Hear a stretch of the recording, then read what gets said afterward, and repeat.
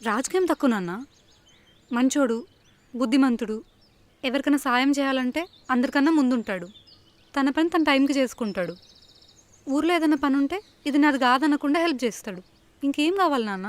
పెళ్లి చేసుకునేకి ఉండాల్సింది ఇది కాదే, ఉండాల్సింది ఉద్యోగం. గదే ఉద్యోగం ఉందనుకో నెలకింత జీతం వస్తుంది. వాని మీద ఆధారపడినోళ్లకు ఇంత ధైర్యం కూడా ఉంటుంది.